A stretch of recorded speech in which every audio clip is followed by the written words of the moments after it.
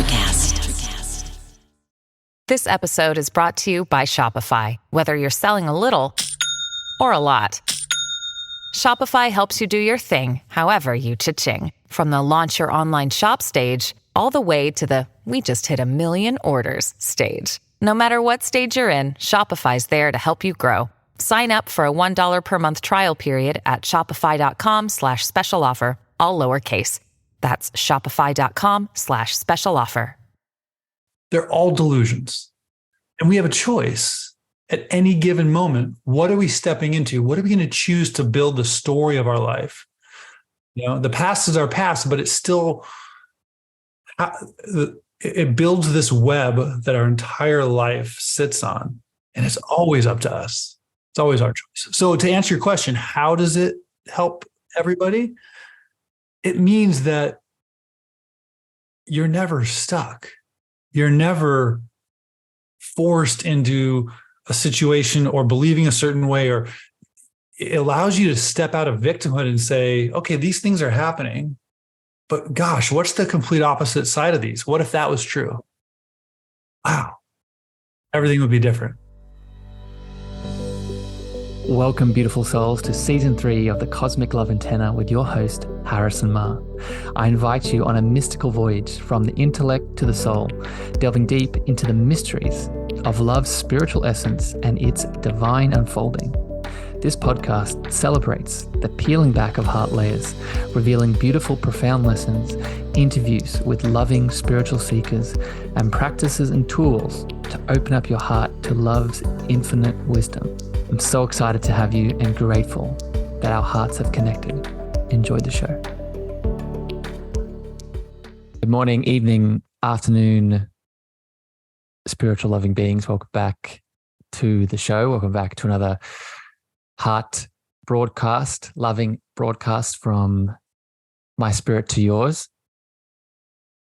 You've joined us for a loving discussion today about all things ego, free will, and presence.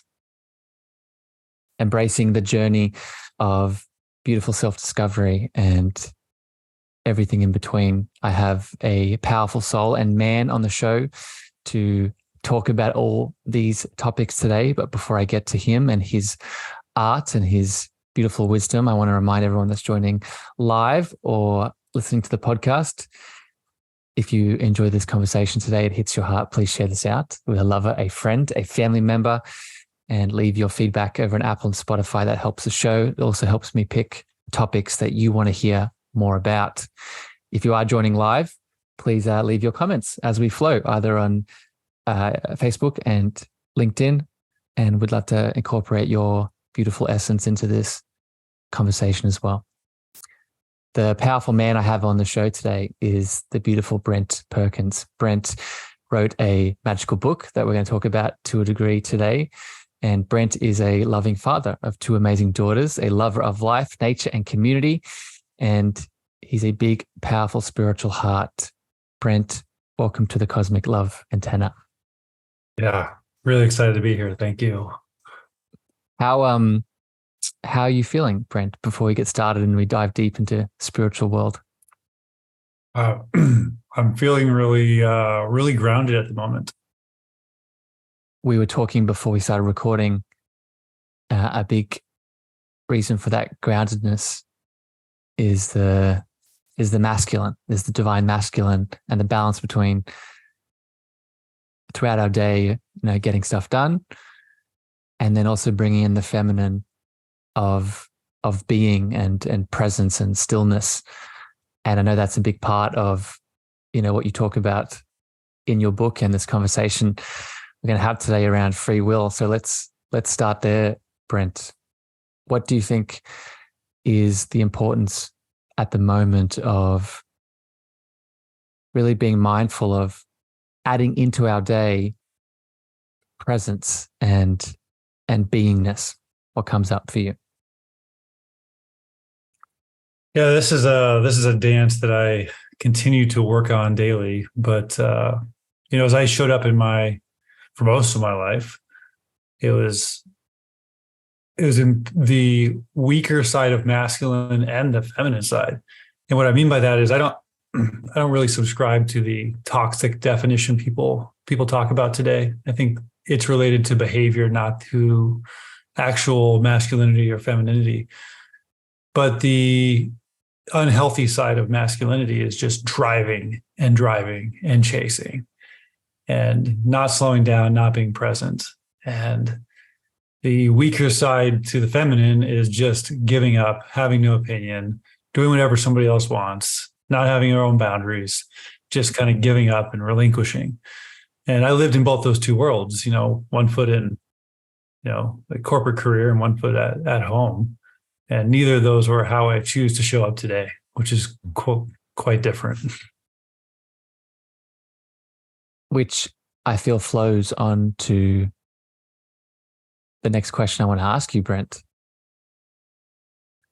A big part of your book and the sort of message that you're standing in at the moment is this topic of free will, right? And I want to speak about divine will and, that higher good and that higher will, a bit later. We'll get to that. But just to give a definition, because I think definitions are important for people to really anchor to, and then we can bounce from there. How do you define free will, Brent, in your opinion? Yeah. So free will is so much more granular than we typically look at it. And I didn't understand this until really the last year and actually going through writing this book, where you look at free will and it's like,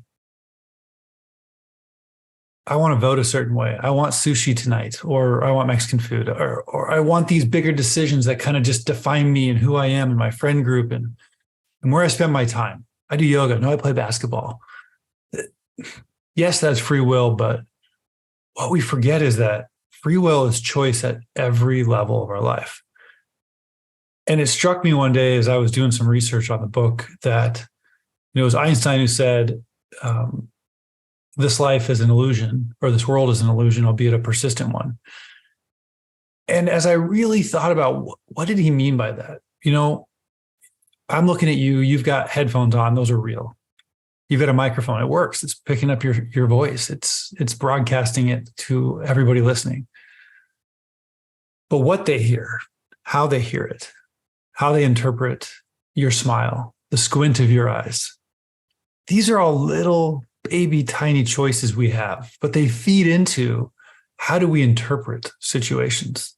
And because we can all interpret them differently, and we only know life through these five senses, right? That's how we show up to the world. It turns out that these real objects are set in a stage, and this stage is the illusion, right? Yeah. Because we can all interpret it differently. And our interpretations, those are delusions. And we can get into the deeper definition of that, but that's the level of free will of choice that we're talking about here. Yeah, let's get into it right now, Brent, because I think I don't want to. I was one of the reasons I was so excited about your book and you in general and the message that you're sharing is I often speak about on the show for people tuning in. I subscribe to a lot of the Vedic teachings of the world, the Vedic worldview, and the Vedic worldview teaches very similar to what you're saying, that there is no outside reality. There is just the reality that we create through our inner state of consciousness that we project through our current identity or our current persona or the current reality that we think we are, right? So there is no outside world, but it is really a reflection of our inner state of consciousness. So let me throw it back to you, Brent. If you agree with that, and I feel that you do,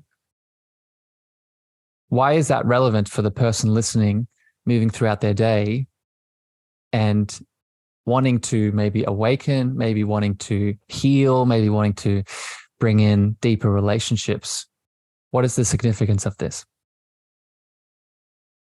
Yeah, I'm going to answer that. And thank you for the question. I do want to give a little more context and color around it, because I do agree with you. And I do study some of the Vedic teachings, and especially in my own meditation practice, which I've had for about the last year and a half. But it's been really hard to sit here and say nothing's real and that it's all in our mind. And I know that at its core, but at the same time, like my ego, my body, my human soul doesn't want to operate that way.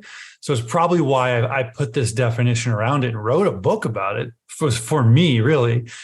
And the subtitle of the book is the art of self-delusion. And so I reframed a little bit about what the Vedic teachings are really for me, so I could have sanity going through this world. And I think it will help other people too. And that is that in the context of what we just talked about, which is, our senses are interpreting the illusion, the stage that we're playing in, we're dancing in. We can choose what the interpretation is. And it's happened to me. And that's our free will to a degree. That's our free will. Yes. And it's happened to me so many times. I mean, whether you talk about politics, where, when you're 18 years old, you believe something. And, when you get into your mid-20s, you believe something else. In your mid-30s, something else. It shifts. And does it make what you believed early on not true for you? No, it's just you believe something different. Your truth is shifting. But it doesn't make it less real. And that's, whether you're talking about politics, whether you're talking about, I hated mushrooms growing up. Why do I love them now? Right? I used to hate sushi. Why do I love it now? These things can shift on us. We can walk away from a friend of mine I had dinner with, and she walked away, or I went to the bathroom, and while I was gone, she got a phone call. And when I came back, I didn't know she had a phone call. But when I came back, everything had changed. Her persona, her demeanor, all how she was kind of like tight and angry. And I left like really, I didn't enjoy the dinner, right? And I ran into another friend of mine. He's like, I saw you there. Did you know what happened? I'm like, what do you mean? Do I know what happened? Your friend got a call, and it turned out that her brother had passed away. And so my whole interpretation of that evening shifted. So the point is, if we can hold these two truths, whether 10 years apart, 10 minutes apart, they're all delusions. And we have a choice at any given moment. What are we stepping into? What are we going to choose to build the story of our life? The past is our past, but it's still, it builds this web that our entire life sits on, and it's always up to us. It's always our choice. So to answer your question, how does it help everybody? It means that you're never stuck. You're never forced into a situation or believing a certain way, or it allows you to step out of victimhood and say, okay, these things are happening, but gosh, what's the complete opposite side of these? What if that was true? Wow. Everything would be different, at least in my brain. Well, there's so much in this, Brent, and I think this topic, I think that's why I like it so much, because there's so many little different angles. But I just want to underline something for everyone tuning in with the example that you gave of that friend, that through your state of consciousness, your current reality, you were projecting that onto her and creating something that was technically a delusion, right? She was going through her own state. And I underline it because I see this in my day, right? I see this through, text messages or emails or a social media DM that will come in. And at the end of my day, I'll be at a different consciousness state based off how tired I am, based off everything that's happened. I will look at that message and I'll pause for a moment and I'll notice how I'm reacting to that message. I'll then go to sleep, look at the same message with the same words, and it affects me differently. The message hasn't changed, but my consciousness state has changed. And this is, this is, I think, really a big part of the delusion and the game that we're talking about here.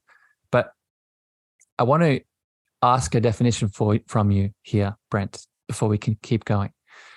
Because a lot of these delusions, and another way I would describe them is stories, belief systems, thought forms, they exist in the ego.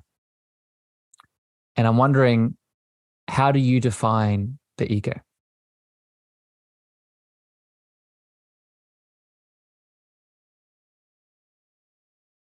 Yeah, I don't believe these are necessarily my definitions, but where I've come to be comfortable with how I understand it is that the ego is what drives this human body. It is what is in touch with. It only knows anything through the five senses, and it stops there. And while there's a connection to the higher self, it doesn't understand how to operate from there. It can just take direction if it can get it in the right way. Right? Yeah. And it's something I learned in my life, which is instead of hating the ego, and and I know you talk about this in your book too. This is similar to you and I, or somewhere a place where we resonate, is that so many people, including me, man, I did this for a while, just hate on the ego, judge myself, call myself names. I even got to a point where I named my ego a really not so nice name. Every time, a thought I didn't want, or I knew it was reacting, I would just shame it. And until I got to a point where I could give it a hug and just say, you know what? I see where you're coming from. Thank you for trying to protect me. I got this though. I got this. That's when things shift. That's when things shift. Yeah. You bring the ego, or you come back to an understanding and a remembering, I think is the better way to say it, that the ego was never against you, right? It was never, and we'll talk about this a little bit because this will lead me into my next question. The ego is not the problem.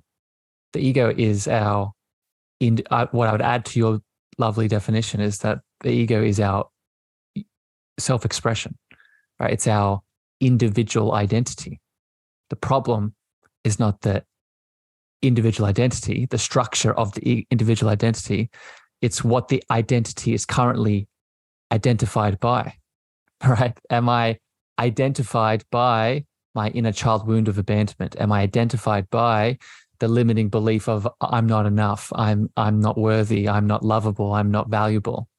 Or am I identified by I'm abundant, I'm powerful, I'm strong, I'm confident, I'm loving, right?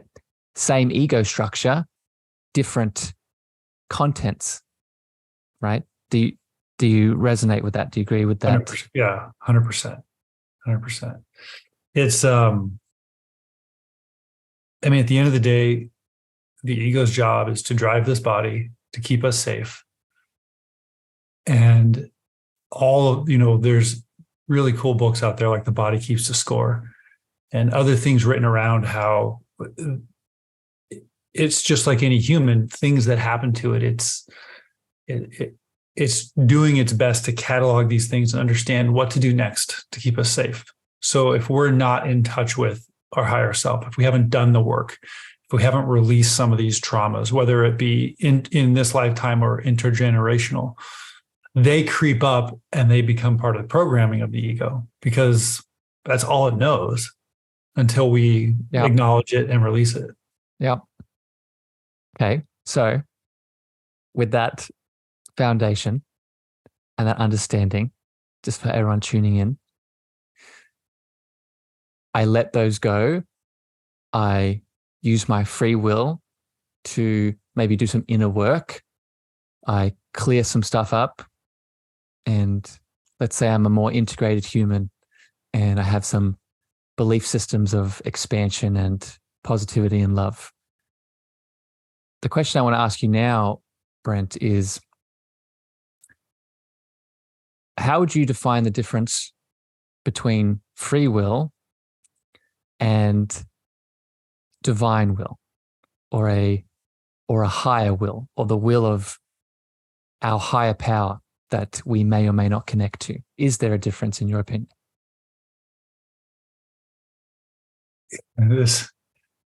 Yes and no. um, this becomes a more spiritual answer. Yeah, It's the only place I know how to be, my friend. Keep going. Yeah,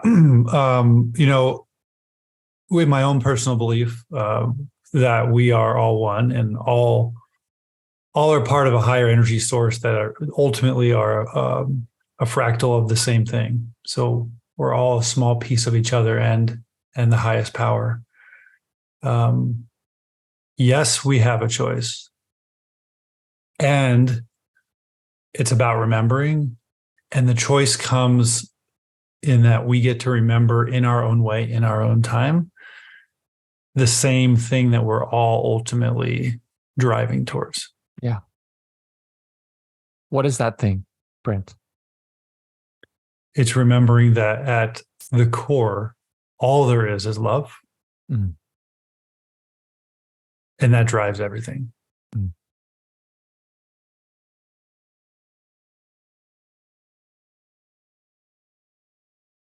Just sitting in that for a moment, and the presence of that recognition. For people tuning in, what I'd add to this divine will distinction, and again, this flows on to another question I want to pose you, is I've often found moving beyond free will into divine will gives us the opportunity to apply the spiritual law or the spiritual practice of surrender, right? Surrendering into something more. And when I say something more, and I say this for all of the people tuning in that may have religious conceptions of this, you're not surrendering to something more that is outside of you. God, oneness, the universe source is outside of you. Technically, it's everything. But when I say you're surrendering to something more, you're surrendering to the moreness that is you, that is beyond the delusions, in your words, that I would say that we often become defined by. So, one, Brent, what are your thoughts on this? And two, what you talk about surrender in your book. What is its application here in your perspective?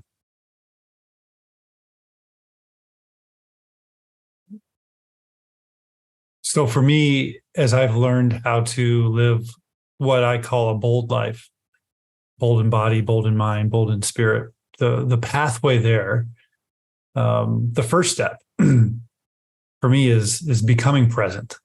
And I think this is what you were alluding to earlier. Stepping away from the past and those delusions that can shift on us and change, and out of the future, which hasn't happened yet, into the present. That's free will. But when we surrender at the same time, so for me, it's showing up in surrender. That's that divine will you're talking about.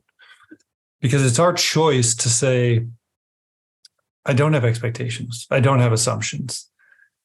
I am going to be here in the moment. That's my choice. And I'm going to give away all that control. That's the surrender piece. And that's where you allow the divine piece that we can't fully understand. We don't know what's happening, why it's happening, how it's happening. We never really will. So that's where we combine what we can do at the ego level, which is just show up, and then surrender to what the divine level has for us.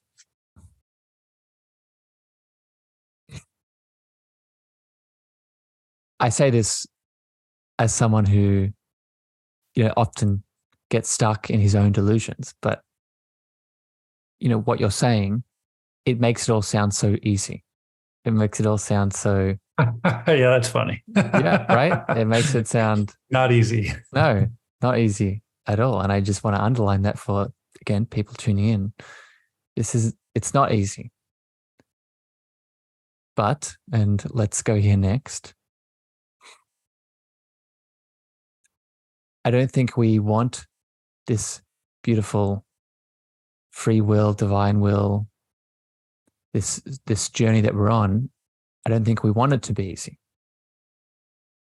Let's speak about that. What are your thoughts on, the challenges and the pains that we face and their role within this bigger conversation? Yeah, I mean, easy is different than simple, right? Yeah. And almost everything that we strive to do that are spiritually we, deeply desire to do. And as simple as hitting the gym and working out or eating right. I mean, that entire spectrum, it's all simple. Eat right. Don't go to McDonald's. Okay. It doesn't mean it's easy. You're hungry. You drive past it. You want food. Same thing happens spiritually. It's a simple path, but man, it's not easy because life happens and the ego happens. And if it was easy, we wouldn't have the same experiences. And I can only speak for my own life. Yeah. Every time I've failed, every time I've fallen flat on my face, and I've fallen on my face a bunch of times, not just skin my knees, I mean, smacked my face on the ground. Those are the moments. Yeah, you cry for a minute and you feel sorry for yourself for 2 minutes, then you breathe through it and you know exactly where to go next. And I can't tell you how many different places, from the divorce I went through the more than 2 companies, I think 3 companies that failed underneath, my tutelage and my leadership, that, where I screwed up in being a parent. If these things hadn't happened, I would not know how to show up how I am today. I would not have learned the lessons. Like, easy doesn't work. We don't actually learn. Yeah. Not only, so I agree. I could not agree more with everything you're saying. I often refer to it as like the pain teacher. The pain teacher comes in to help us evolve to the point where we've just ignored everything. So pain comes into, okay, now you need to do something. So I think it's all there. It's there for the experience and the expansion. But I think an even deeper sort of resonance to it that I often share with people I work with is, you refer to that truth that we're all coming back to, that we all share, is the recognition of love, right? If that is the deepest truth, then how can we apply that to all these different situations? And how I apply that, and I want to get your thoughts on this, is these are all different opportunities for us to experience love, right? All these different opportunities bring us a tapestry of love. All of these different pains bring us opportunities to reacquaint oneself with a different dimension of love. Does that resonate, Brent? Yeah, it actually speaks to my own personal spiritual beliefs, which are that as we come back, as our soul is and has been in existence forever, is eternal. As we choose to take on a body and come back into this life, and learn and live some of these lessons, there's a lot of hardship. There's death. There's abuse. There's trauma. There's pain, as you refer to. And from a humanistic standpoint, it's hard to understand. Why would this happen to a kid? Why would somebody like, Hitler have to hurt so many people, millions of people? Why would all these, from a human standpoint, bad things happen? And if we look beyond us, if we understand that this isn't our first trip around this, this sun or on this earth, And we're here to remember in different stages and peel back different layers. Every lesson here is to teach us about love. And one of my favorite sayings from my meditation teacher, she uses a pretty extreme example because Hitler's one that, that touches a lot of people in a really raw way. And I don't know the full answer here, so this is really just an analogy. But there was a story that she told around, God saying that, what if, take Viktor Frankl. I think most of your listeners are probably familiar with this story in A Man's Search for Meaning. He found unconditional love for himself in his trials and tribulations there, which he would have never have had happen. And I'm sure there are many other stories we don't even know about through these very horrific things. And yet, from God's standpoint, this kind of parable is told that, what if you had spent 122 lifetimes on this earth trying to learn a lesson, and me, not understanding anything cosmically from the divine level, got in your way and said, that looks like it hurts. Don't do that to him. And that pain is exactly what you were waiting for through the millennia to teach you a lesson at a divine level. And from a human level, I got in your way. Right? And I'll leave this last thing in the parable was, it was God saying, yeah, Hitler was horrible. It was horrific. We'll never say anything different. And no souls were harmed during the Hitler experiment. I can feel a reaction to that. Right? And I want to go back to, that was a beautiful parable, my friend. Thank you for sharing it. I want to go back to your Viktor Frankl example. And for people that have read that book, definitely, and haven't read it, definitely go look up Man's Search for Meaning, because it highlights another example of what we spoke about earlier of Viktor Frankl, despite everything that was happening in his reality, was centering in his own space of inner peace, right? He was coming back to his own place of inner power, despite how everything, as we can all imagine, everything in his real reality, for people that are listening, I'm using my fingers, was telling him otherwise. He was creating an internal state of strength and power and stability, right? Which goes into what I want to speak about now here, Brent. And I want to ground. We've spent a lot of time in the spiritual heights. I want to ground here now in some practicality for people tuning in that have listened and they're understanding this dance between free will, divine will. They understand the ego and these delusions that the ego can be lost in. What are some practices that maybe you implement or you speak about in your book to help us unpack some of these self-delusions and help us come back to whether it's the divine will, peace, stability, balance? What are some practices that come up in your mind? Yeah. So Byron Katie's work has been really, really helpful in my own journey. And the 4 questions she challenges, you to ask yourself around a situation. Is it true? Are you sure it's true? What if the opposite were true? And as I sit with those questions on a lot of things, man, it powerfully turns it around and gives me possibility, right? Another thing I use all the time, and I don't know who said this, but these situations come up and it's like, could be good, could be bad, who knows? There's an old parable that goes with that too, and both of these methodologies or both of these tools, they at their core, they're the same thing in that they allow us to sit in curiosity, and finding a place of where we can be curious. It diffuses whatever we're feeling in the moment.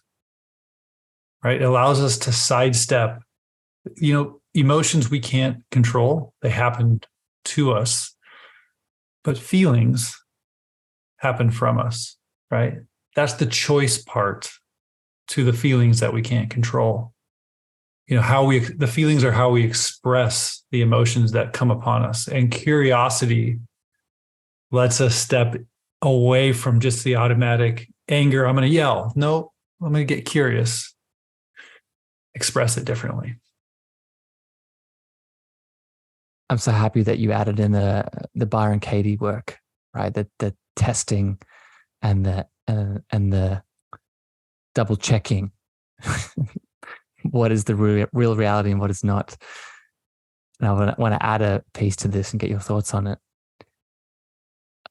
You've been sharing these beautiful parables, and I'll share a quote back. One of my favorites that I often share on the show is from Rumi.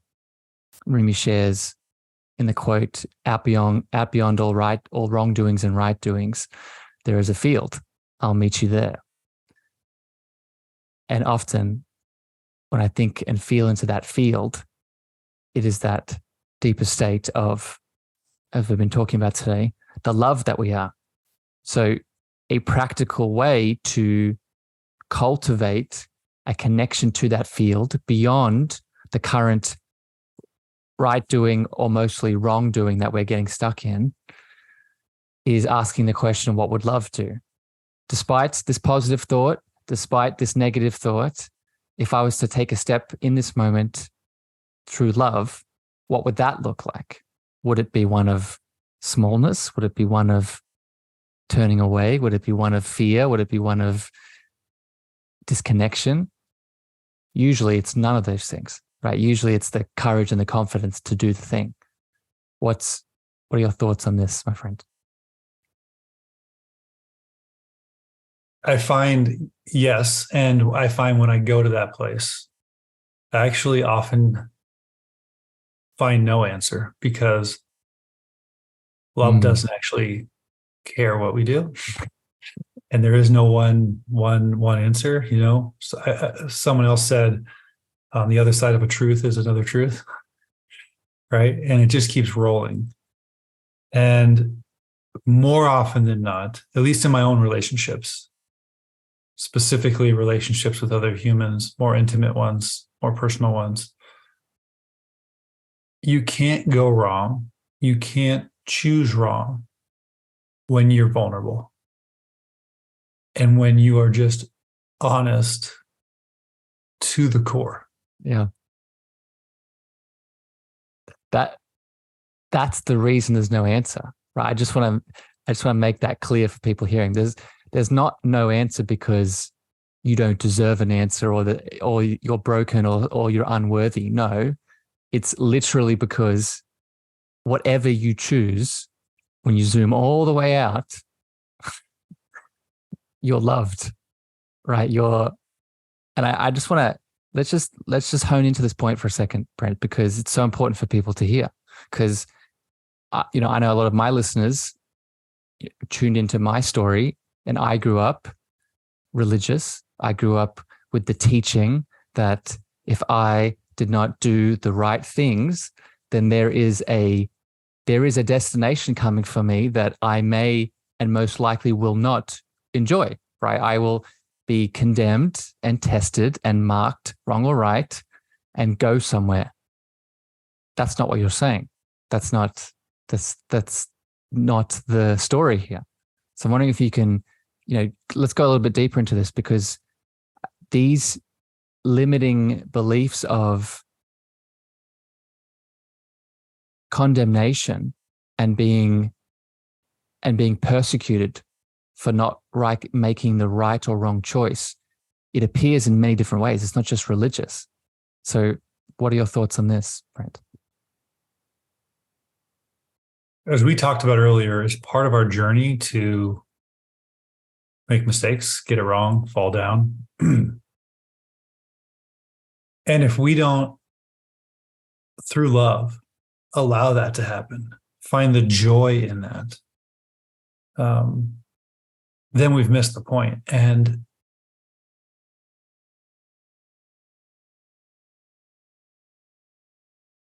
where we get ourselves in trouble, at least where I get myself in trouble, speaking for myself, is holding on. Like when I do make a mistake, when I say something that I realize, oh, there's my lesson. I judged myself, or I judged somebody else, or I made an assumption, or it's holding on to the control that we are embarrassed to be wrong versus celebrating, I just learned a lesson by being wrong. That was 100% love, because there really is no right and wrong. There is on the human level and some of the rules and laws we put in place, but from at a higher level, there is no right and wrong. So it's celebrating the awakening, the remembering, the relearning of all the things that maybe seem bad or incorrect or wrong on the surface, but they're really just love. Yeah. And this is so much more than, I just want to say this here, and I have a couple more questions for you, Brent, before we wrap up. But I just want to say this is not just a spiritual, mystical, woo-woo understanding. It is all those things. But it's also, what does this embodiment look like? What does it look like to be in this state? Well, it looks like someone that's not getting stuck in the victim, right? It looks like someone that's not getting stuck in this life is happening to me, right? It looks like someone that's embodying, the flow and the divine creation and potential of what we actually are, right? So let's go here next, because I know you speak about this too, Brent, this shifting out of the victim, right? Shifting out of victimhood and into more of sort of an empowering state. So any thoughts on, I know we've spoken about it in a couple of different ways today, but any other final thoughts on, liberating the inner victim that's inside of us?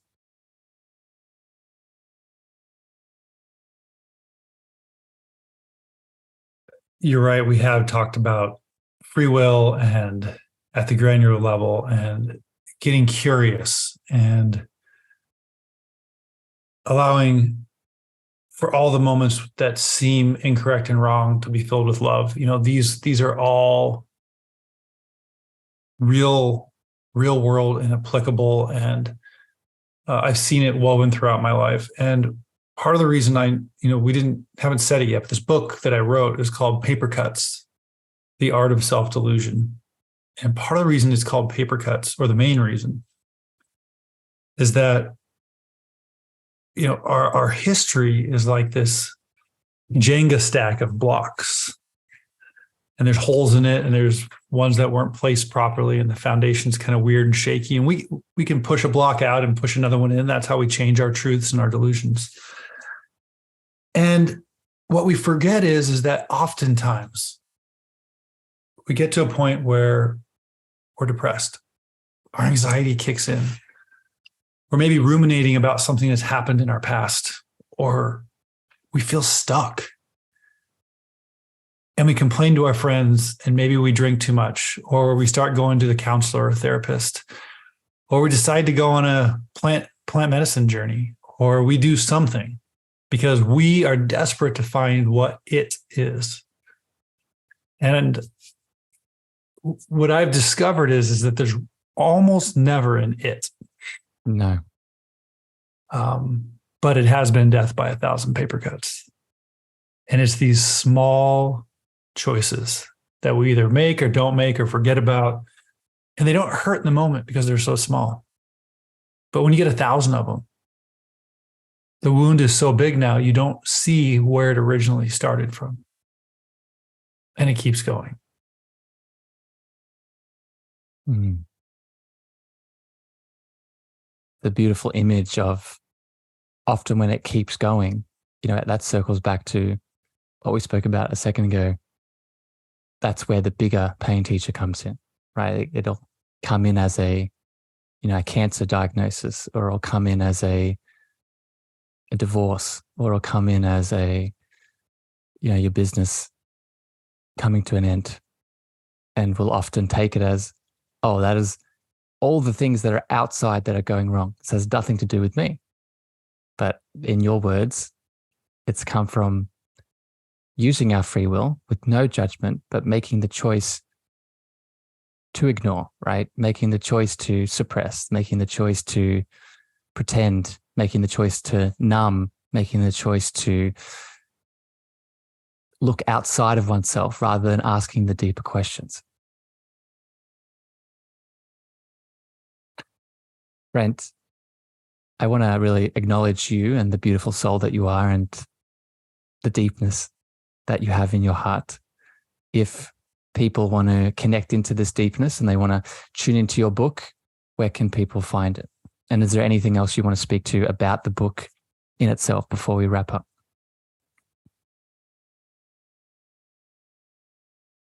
If you're listening and you are at a place where you have not found permission in your life to go deeper, to explore the nooks and crannies, if there's anything this book does, it's not prescriptive. It's not a how-to guide. There's no 1, 2, do 1, 2, and 3, and you're gonna be perfect. Your life's gonna be amazing.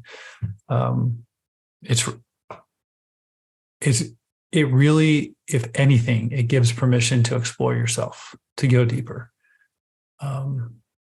And I wrote the book for me, and it was cathartic and amazing in my journey. And I think many of you listening will find your own story hidden inside of my story and the 20 other people that have their story told in this book. And finding permission is the first step, allowing that for yourself to then get curious. So if you want to know more, I'm doing some other work too, through my kind of next step in my life, which is through my website, the number 3, the letter X, and bold. So 3xbold.com. You can find me there. I love it. And I'll put all the links and connections to Brent and where to find his book. I think the book is on the website too. I checked it out, and it's on all retailers. So check it out, tune in, tap in. And, one of the reasons I felt compelled to talk to you today, Brent, just for people tuning in, is I think as people have been able to see, we speak different words, we package these teachings with our own unique expressions, but the truth is the truth, right? The divine truth is the divine truth. And for everyone that's either read my book or have listened to these episodes, I think you'll find a lot of resonance to what Brent is saying. So Brent, I appreciate you. My last question for you today before I let you go. This is the Cosmic Love Antenna, and we've referenced it already today, but I want to pass by you. Often I refer to love not just as a feeling and emotion, but as a consciousness state and a higher power that we can all tune into and tap into. So I'm wondering, in your world, Brent, how do you define that love word personally?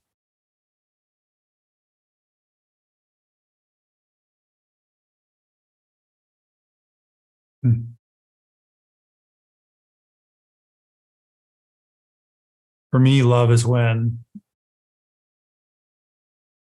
we are able to really see somebody else and ourselves. Because when we do that, when we're sitting next to the person we love, to see them, there's no judgment. There's no control. There's just understanding that they've lived their life, that they've experienced what they've experienced, and how they show up, how they react. All the pieces are because of what they've experienced in their life. And that's seeing them. And that's sitting there in love and appreciating all that is. It's beautiful, Brent. I'm smiling so much because I did a video yesterday on this, what you're talking about, the facet of love. How I would describe what you just beautifully outlined is it's compassion, right? And compassion in many ways is having an empathetic heart. meaning that if I open my heart to Brent in whatever he's expressing himself in this moment, and it might not be resonating with me, but if I apply compassion, I see that if I had lived Brent's life, if I had made the same choices with my free will as Brent had done, then I would be in that situation too, right? And that opens that compassion piece of love that you just beautifully highlighted. I appreciate you, Brent. I love you very much. Thank you for your time today. Thank you for your book and your resources.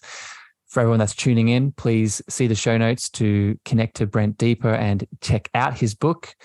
For everyone that's joined live, thank you for your attention and your love. I see your beautiful comments and your eyes as always. But until next time here on the show, both Brent and I love you very much. We send you love, we send you light, and we'll see you again very soon. Bye, everyone. Thank you for listening to the Cosmic Love Antenna with me, your host, Harrison. If you gained value or this episode hit your heart, please remember to share this out with a friend, a family member, or a lover. You can also leave your love over on Apple reviews and Spotify star feedback, and this helps me spread my frequency to more souls in need. Finally, if you want to connect with me deeper, want to reach out, interested in coaching, please follow me on Facebook, Instagram, TikTok, and LinkedIn at Harrison Meagher, Meagher spelled Meagher. Sending you so much love.